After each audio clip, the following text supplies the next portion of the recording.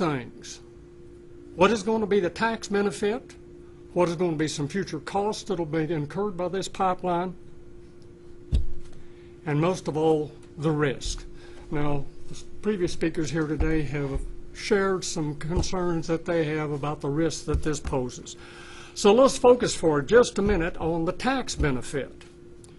To get a handle on this, I sought the guidance from the State Comptroller's Office, from Wood County's Chief Appraiser, from current and future commissioners, as well as TransCanada themselves. And from TransCanada, I was seeking what they believe will be the facility evaluation here in Wood County, and to get an estimate of what tax benefit we would see here in Wood County, such as they did for Nacogdoches County. I want you to know that this is a really vexing problem. We've had a terrifically difficult time getting hard, solid facts. And in reality, I've been humbled by the responsibility that you as commissioners have on your shoulders. You have to make a guess about how much money this thing will bring in and what it'll do to the county.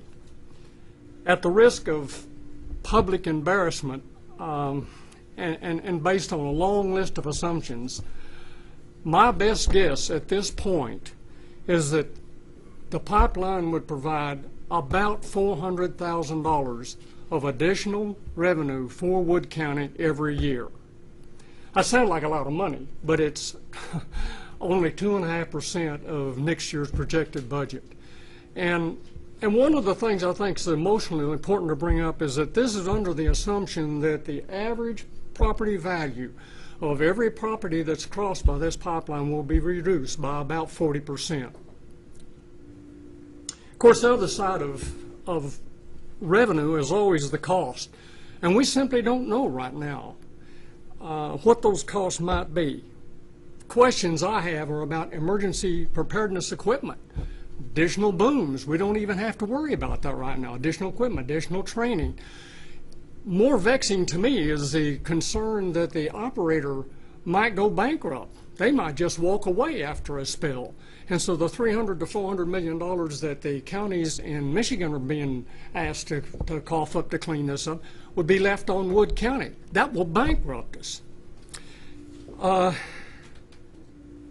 In closing, what I'm really asking is an open communication during the budget process here with the Wood County Commissioners so that we understand the income and the expense implications of this pipeline.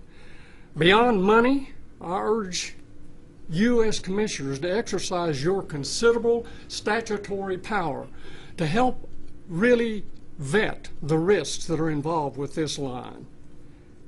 Ultimately, we have to weigh potential tax revenue versus cost with a deep awareness of the risk to water quality and safety.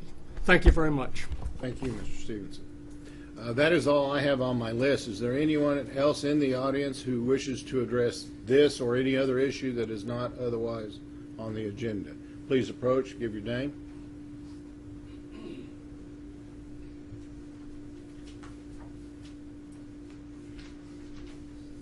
My name is Edward Rodillo. I live at 544 Private Road 5936, Yanis, Texas. I've had an oil spill on my property in West Texas, and I figured I would join this group and become educated on tar sands oil. I only had one thing to say. In my most recent research, I believe the EPA here in Texas, has what they call a Superfund. And if I'm correct, the Superfund kicks in like when an oil well or something like that's been abandoned and the company doesn't exist anymore and a leak surfaces down the road, then there's a special fund set up in Texas where they would kick in and use that money on a cleanup and stuff. So I just want to refer back to what this gentleman said here, and as far as if a company were to go bankrupt down the road, then our state, in addition to the county, the obligations would go to our state, and we would be draining money from that Superfund, which is provided by our tax money. So that's what I wanted to say. Thank you. Thank you, sir. Is there anyone else? All right. The court would like to thank all of those who took the time to be here and bring us information. It is always interesting for us to have it. As you all understood, when this is public comment, we are not in a position to respond, but we do thank you for being here and bringing the information. Thank you. All right. Item number 2 on our agenda this morning is consider approval of personnel actions. We do have 6. They are from Jim Wheeler, Criminal District Attorney. Employee name is Joseph Finlaw. This is a salary increase. We have the Wood County Sheriff's Office, Gregory Lee Elmore, a retirement. From Keith Gilbreth, Commissioner Precinct 1, Gerald Glenn Burnett. This is a separation, end of temporary work. From Don Criddle, employee is Barbara Thompson, a temporary hire beginning 10/25 and ending 11/1. Wood County Sheriff's Office, the employee Aaron Andrew Warren. This is a change in position from Deputy Sheriff to Patrol Sergeant. And also from Wood County Sheriff's Office, Joshua Glenn O'Grady, a change in position from Dispatcher to Deputy Sheriff. I would entertain a motion. Make the motion. Second. I have a motion by Commissioner Gilbert, second by Commissioner Gaskell, that we approve today's personnel action forms. All those in favor? Aye. Motion is unanimous and passed. Item number 3, consider approval of payroll. We have payroll dated today in the total amount of $287,019.63. I would entertain a motion. So moved. Second. I have a motion by Commissioner Pay, second by Commissioner Gaskell. We approve today's payroll. All those in favor? Aye. Motion is unanimous. Item number 4 is consider approval of line item transfers and budget amendments. We have just one today. It's coming from the general fund under juvenile probation, going into their Title E fund, and the total amount of $22,761.32. I would entertain a motion. Move to approve. Second. I have a motion by Commissioner Gaskell, second by Commissioner Gilbreth. We approve today's line item budget adjustment, for budget year fiscal 2010. All those in favor? Aye. Motion is unanimous. Item number 5 is consider approval of claims. We have health and dental insurance claims dated today in the total amount of $96,350.40. And we have total accounts payable claims in the amount of $221,145.23. I would entertain a motion. So moved. I have a motion by Commissioner Pay, second by Commissioner Gilbreth. We approve today's claims. All those in favor? Aye. Motion is unanimous. Item number 6, consider approval of constable reports. You'll find in your packet constable reports for October 2010 from Constable Precinct 1, 2, 3, and 4. I would entertain a motion. So moved. Second. A motion by Commissioner Gilbreth, second by Commissioner Gaskell. We approve the 2010 October constable reports for all 4 precincts. All those in favor?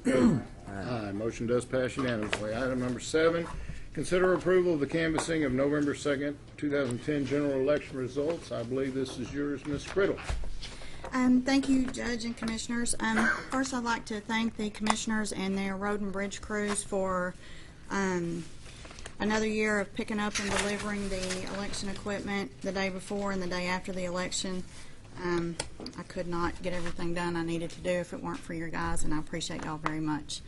I've provided in your packets a list of a spreadsheet of the election results for the November 2nd, 2010 general election. A brief rundown: we had 4,671 individuals vote early, in person, and by mail. 7,938 vote on election day for a total of 12,609. Currently, we have 27,333 registered voters in the county, and this was a 46% voter turnout. So, All right, Commissioners, have you any questions of Ms. Criddle? But I would consider a motion to approve the canvassing of the votes. Make the motion. Second. A motion by Commissioner Gilbreth, second by Commissioner